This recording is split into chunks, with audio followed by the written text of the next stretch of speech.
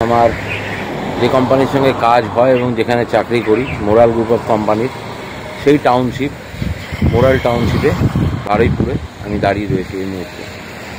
ওষুধ ডালটা আছে কিন্তু আমুলের প্যাকেট নেই, ওই একই কলা মলা রয়েছে খেয়ে নিল। কেন রে তুই নাকি বলে মানে ওয়াইফের কষ্ট, মায়ের হারিয়ে যাওয়া, এবং ও মাকে দেখে বুঝতে পারে যে সামথিং ইজ রং, এবং ও মাকে দেখে, ধরে, বসায়, কথা বলে, এবং অনেক কষ্টে মায়ের কাছ থেকে ভাইয়ের ফোন নাম্বার। কয়েকদিন ধরে বাইরের খাবার বন্ধ করছে, তো বাড়িতে বললো মা বাড়িতেই খাবি, কী করবো। সব অনেকে মেসেজ করেছিল, মানে ইয়েতে পার্সোনালি মেসেজ করছে, এমনিও রাবড়ি।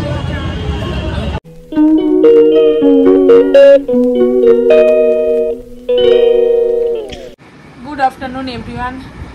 আর কি আর অনেক দিন বাদে আজকে ব্লগ করলাম, হাতে ক্যামেরা ধরলাম। প্রায় 15 দিনের কাছাকাছি তো হয়েই গেছে, মানে বিছনায় শোয়া আমি, ঠিক আছে, 12-13 দিন ধরে বিছনায় শোয়া। ডাক্তার দেখালাম, জানো তোমরা কিডনিতে আমার স্টোন হয়েছিল, আর এত শরীর দুর্বল হয়ে গেছিলো যে ধারণার বাইরে, মানে বিছনা থেকে উঠতে পারতাম না, মানে এরকম অবস্থা হয়েছিল।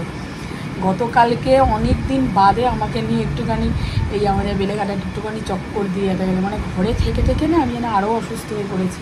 সারাদিন বিছনায় শোয়ার, এত ওষুধ, সারাদিনে 14টা করে ট্যাবলেট, ইঞ্জেকশান, সব ওষুধ চলেছে। এখন একটু ঠিক আছি, মোটামুটি অনেকটাই সুস্থ, কিন্তু শরীর ভীষণ উইক হচ্ছে। ওইটা একটুখানি কমিয়ে দেয় না, কী করো শরীরটা একটুখানি কমিয়ে দেয় না, তাই আজকে ক্যামেরা ধরলাম অনেক দিন বাদে। কী করবো, সব অনেকে মেসেজ করেছিল, মানে ইয়েতে পার্সোনালি মেসেজ করছে, এমনিও মেসেজ যে অনেকদিন ব্লগ দিই না কেন। তো সবাইকে তো ব্যক্তিগতভাবে অত মানে ফোন তো ধরিই নি আমি। সৌরভ একবার মনে কমিউনিটি পোস্ট ছেড়েছিল, আর একবার বলেও ছিল যে এই অবস্থা, যার জন্য ব্লগ আসছে না। আর আমি তো মোটামুটি ব্লগটা করি, আর ও এই শরীর খারাপে পুরো নাজেহাল হয়ে গেছে, অফিস বাড়ি সব দিক দিয়ে ওকে করতে হচ্ছে। কী করবো, মেয়ে সাথে সাথে করেছে, মেয়েও করতে করতে মেয়েরও শরীর খারাপ হয়েছিল, ছেলের জ্বর, মানে আমরা হ্যাপাজেট হয়ে গেছি পুরো এই ব্যাপারটাকে নিয়ে। দেখো তাও কথা বলছি যেন হচ্ছে হাঁপাচ্ছি আমি, মানে এত উইক হয়ে গেছে না শরীর, ধারণার বাইরে। তো চলো আজকে থেকে তেমন খুব বড় ব্লগ না হলেও ছোটো ছোটো করে দেওয়া শুরু করবো। এই ধরে আছি হাতটা, ফোনটাকে, মানে হাতটা যেন আমার মনে হচ্ছে ভেঙে যাচ্ছে, এত ব্যথা করছে। তো চলো আজকে এই দিয়ে শুরু করলাম। এমনি রান্নাবান্নাও করতে পারছি না, সৌরভ অনেকটাই হেল্প করছে। আজকে পাতলা করে ডাল আর ধনে পাতার বড়া করেছি, আর তার সাথে একটু আলু ভাজা করেছি, এই দিয়ে আছে খাবো, আর কিছু করতে পারছি না আমি। এই দিয়ে শুরু করলাম, দেখি বিকালবেলা যদি একটুখানি আবার একটু বেড়াই রাস্তায়, মানে ঘরে এক নাগাড়ে থাকতে থাকতে থাকতে না, মানে আমি সিঁড়ি ভেঙে নামতেও পর্যন্ত আমার কষ্ট হচ্ছে, মানে এতটাই কষ্ট হয়েছে এই কদিনে। এখনও ওষুধ চলছে, আরও 3টে ওষুধ, আগের ওষুধগুলো বন্ধ করে দিয়েছে, আর এখন 3টে ওষুধ চলবে, ঠিক আছে, মোটামুটি 1 মাস চলবে। কোনো অপারেশন করতে হবে না, ওষুধের মাধ্যমেই কমে যাবে বলেছেন ডক্টর। চেক আপও গেছিলাম গতকালকার আগের দিনকে, মোটামুটি ডাক্তার বলে এখন অনেকটা ঠিক আছে, কোনো ভয় নেই। তো চলো আজকে এই দিয়েই শুরু হলাম, তারপরে যা যা হবে দেখতে থাকি। এই এখন ধনে পাতা এইগুলো করেছি, আর বাদবাকি সব করে রেখেছি, ডাল ঠাল করে রেখেছি। এখন এই বড়াগুলোকে ভাজবো। সৌরভ আসবেন আজকে টিফিন বাড়িতে দুপুরে ভাত খেতে, যার জন্য আর কোনো চাপ নেই আমার। বড়া হচ্ছে,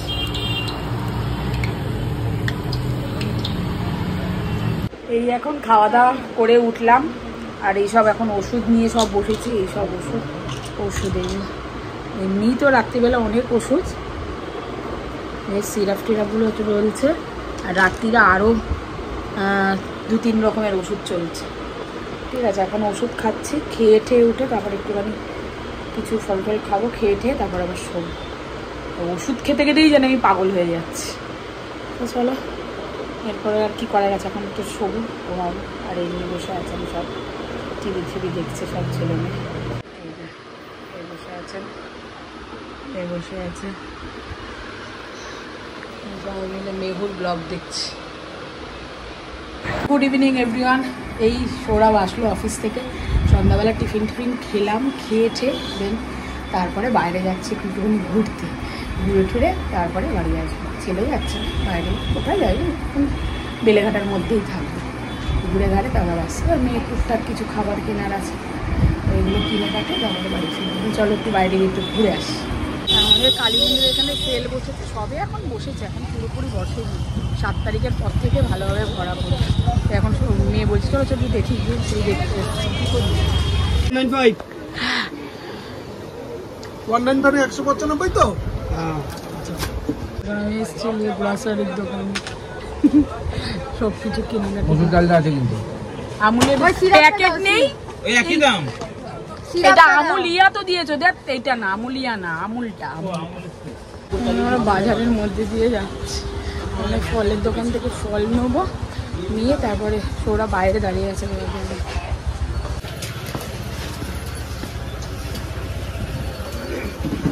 কলা আছে গো? হ্যাঁ কল, হ্যাঁ হ্যাঁ। কতটা? গাড়ির মধ্যে মশা ঢুকেছে, স্প্রে করছে এখন।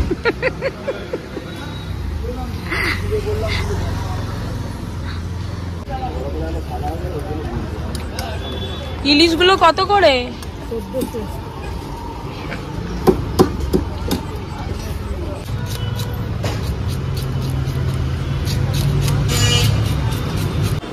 Good morning everyone, welcome back to our channel. এটা হচ্ছে নেক্সট দিন, আর কালকে তো বেরিয়ে সব দোকানপাট করেছিলাম আমরা সব চিনি। আমরা আজকে থেকে খাবার চেঞ্জ করেছি, সকালবেলা বিকালবেলার টিফিন, ব্রেকফাস্ট, সন্ধ্যার টিফিন সব চেঞ্জ করেছি। তোমার আজকে থেকে এই সকালবেলা আজকে এক একদিন এক একটা খাবো। এইগুলো আজকে খাচ্ছি সকালবেলা মুসলি, এই দুধ দিয়ে সব ছেলে মেয়েকে আমরা সব 3 জন মিলে, সৌরভই সব খায় না, ওরই সব বানাই দিন, আমরা 3 জন এগুলো খাবো। এই এখন বানিয়েছি, বানিয়ে গ্যাস খেতে বসেছি। তারপরে রান্নাবান্না করবো। কালকে মাছ কিনে নিয়ে এসেছিলাম, অনেকদিন ধরে ইলিশ মাছ খাবে করছিল। সত্যি কথা বলতে ইলিশ মাছের প্রচুর দাম, ঠিক আছে, এটা 1400 টাকা 1500 টাকা করে দাম ইলিশ মাছ। অনেকদিন ধরে খাবে বলছিল। সৌরভ তেমনিভাবে খায় না, ওকে কাটা বেছে দিতে হয়, সেই আমাকেই বেছে দিতে হবে। আমরা ভালো খাই। ডিমওয়ালা মাছই এনেছে, তো ওই মাছ রান্না করে পাতলা করে ঝোল করবো। এই মোস্টলি আমাদের 3 জনের খাবার এখন খাবো। এ তো মুখ টুক ধুয়ে এসে আবাস করিয়েছে। ওঠ কিরে, মধ্যে সিডসগুলো রয়েছে সবুজ সবুজ, সেইগুলোকে পর্যন্ত বেছে বেছে ও ফেলে দেবে, তাহলে আর কি খাওয়ার মানে আছে বলুন? অবস্থাটা দেখ, এগুলো বেছে বেছে ফেলে দিচ্ছি আসল জিনিসগুলো। একটাই ফেলিস নি, ওর মধ্যে 4-5টা ফেলেছিস। ফেলেছিস। আর এ তো খাবে না করছিল, তারপরে সুস্বাদু খাবার দেখে কলা মলা রয়েছে খেয়ে নিল। কেন রে, তুই নাকি বলেছিলিস খাবি না? আমাকে কি ঝামটা দিল, আমাকে ছাতু বানিয়ে দেবে, আমার এই করে সকালবেলা আমার খাবার বন্ধ করে দিল, এই দিল সেই দিল। যেই দেখলে আমি বলে আয় আমি খাইয়ে দিচ্ছি, তারপরে গিয়ে কি করলো, গিয়ে টক টক করে খেয়ে নিল। এই এখন মাছ রেডি করেছি, মাছটাকে এখন ভাজবো, ভাজা হয়ে গেলে পাতলা করে কুমড়ো দিয়ে ঝোল করবো।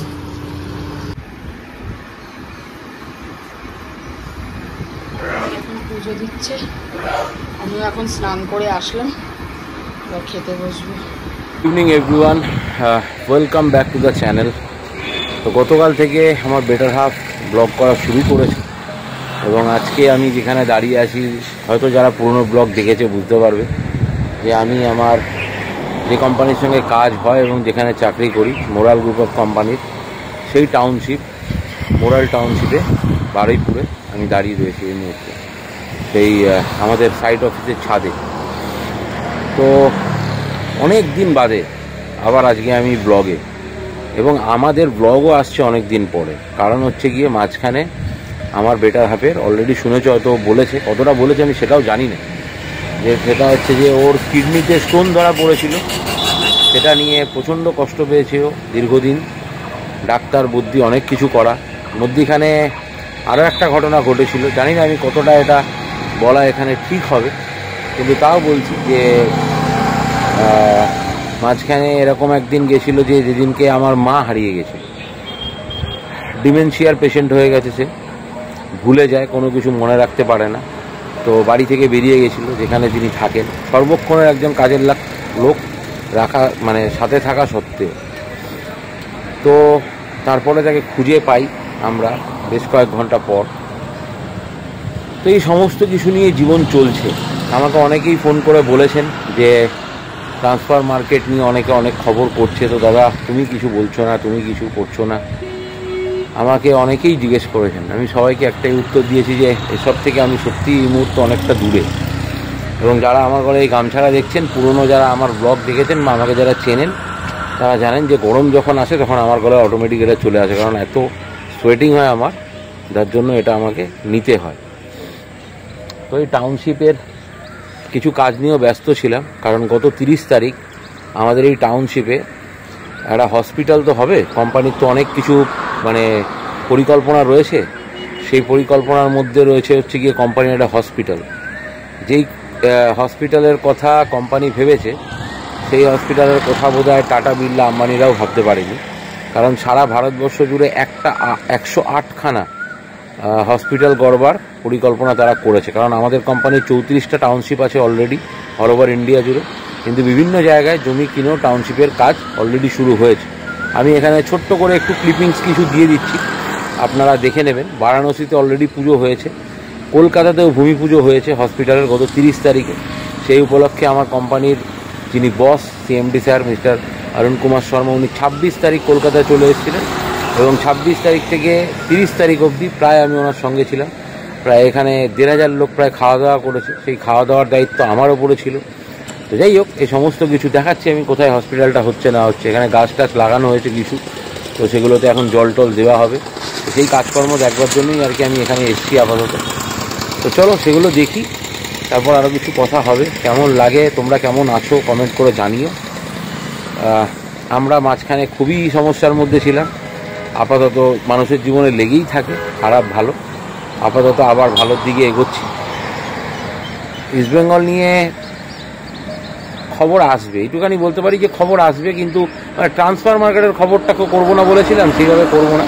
তবে ডেফিনেটলি কোনো প্লেয়ারের যদি সাইনিং হয়, সে কতটা ভালো খারাপ সেটা নিয়ে আলোচনা হতেই পারে। তো চলো দেখি যে কোথায় হসপিটালের জন্য যে বাউন্ডারি ওয়াল হয়েছে, কীরকম পুজো হয়েছে না হয়েছে, কী হয়েছে, সেগুলো তোমাদেরকে একটু দেখান। এই বারুইপুর আমতলা স্টেট হাইওয়ের ওপরেই তো আমাদের জমি, আর এই হসপিটালের বাউন্ডারি হয়েছে। এই হসপিটালের বোর্ড রিয়েল হসপিটাল, এটাই নাম দেওয়া হয়েছে এই হসপিটালের। সব জায়গায় মানে 108টা হসপিটাল হবে এই নামেই সারা ভারতবর্ষ জুড়ে।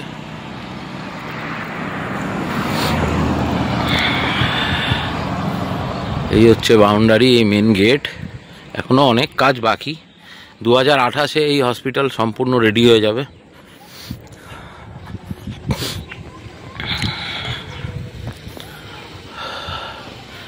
এইখানেই গত 30 তারিখ পুজো ছিল, ভিত পুজো হসপিটালের। এই হাওয়ান কুণ্ড এখানে বানানো হয়েছিল, 1000-এর ওপরে মানুষ এখানে হাওয়ান করেছেন। কোম্পানির টপ ম্যানেজমেন্ট ছাড়াও 1000-এর ওপর মানুষ এই হাওয়ানে সামিল হয়েছিল এবং হাওয়ান করেছেন।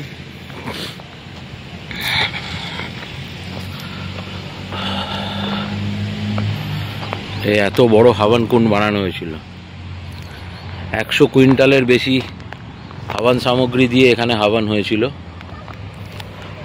এখনো হাওয়ান সামগ্রী পড়ে আছে।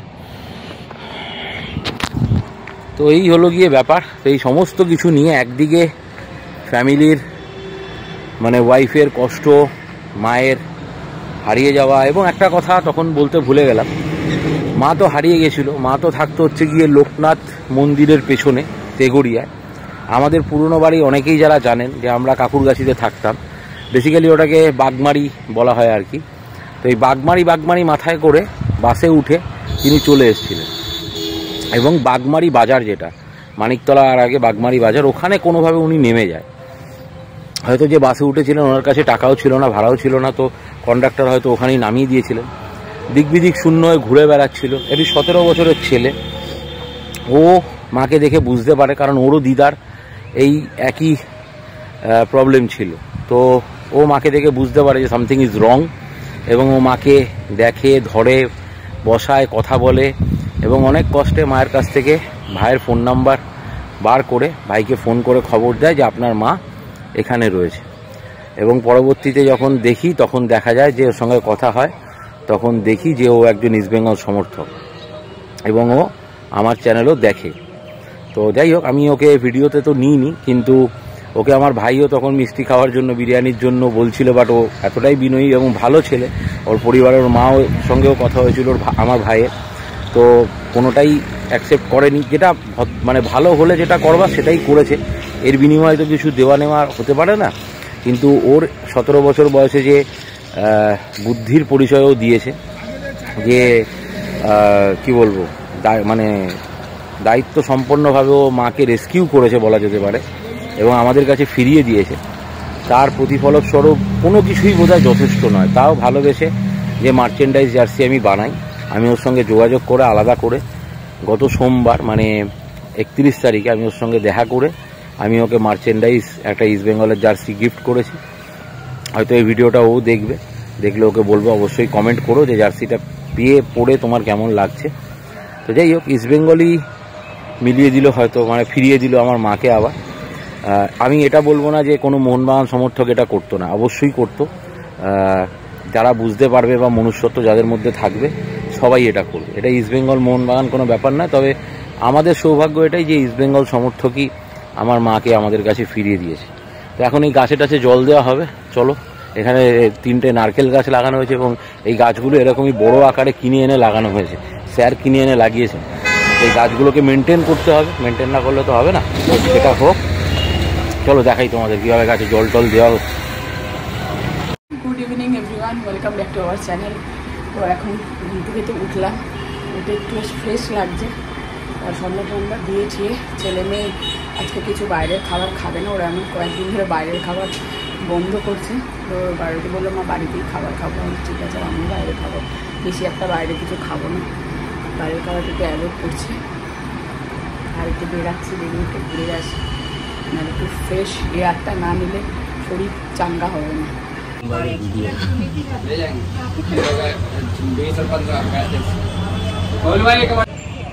ফুলবাগান শর্মায় এসেছি, আমি লাড্ডু খাচ্ছি, অন্য কিছু খাচ্ছি না। আর ও খাচ্ছ রাবড়ি, আমি এখানে দই বড়া আর রাবড়ি। আমার একটুও ভালো লাগছে না দই বড়া।